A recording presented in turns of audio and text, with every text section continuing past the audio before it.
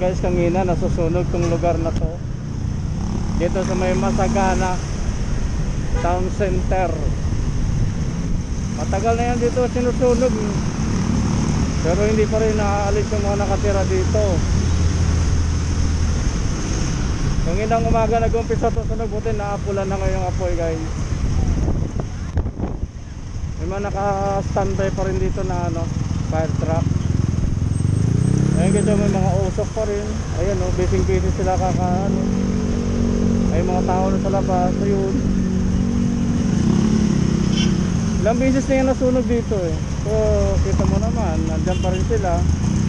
Hindi ko alam kung anong balak na may-ari dyan. Tapos yun, may nahuli pa. Hindi ba? Busy sila sa kakano dito sa apoy. Busy pa sila sa pagpanghuli ng mga motor. So ayun guys, dito banda sa likod ng parking na to. Grabe yung usap dyan kanina ng madaling araw. Buti na lang, naagapan, naapulan na. Pero siyempre, may mga nasunog na talagang bahay. May mga sira na. Ilang beses na yan din nasunugan mula pa noon.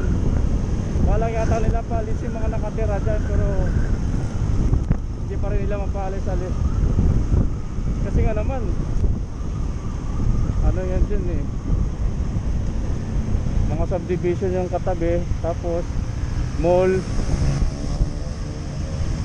tapos may dyan sa loob, yung mga nasabi na lang natin mga parang squatter. Kaya siguro gusto nilang paalisin, hindi lang mapapaalis. Kaya hindi ko naman sa pagbibintang, baka maya sinasadyang sunugin para umalis yung mga tao. Pero tingin ko hindi pa rin aalis yung mga yan dyan.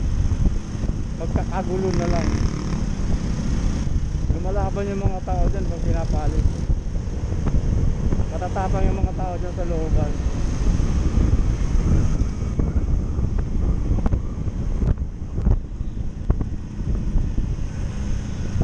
Guys, panibagong araw naman, biyahe na naman tayo. Ingat sa atin lahat guys, sa mga nakamotor at lahat ng gumagapit ng kalsada. Gabayan nawa tayo ng ating Panginoon na walang aksidente na mangyayari sa atin. Good luck guys.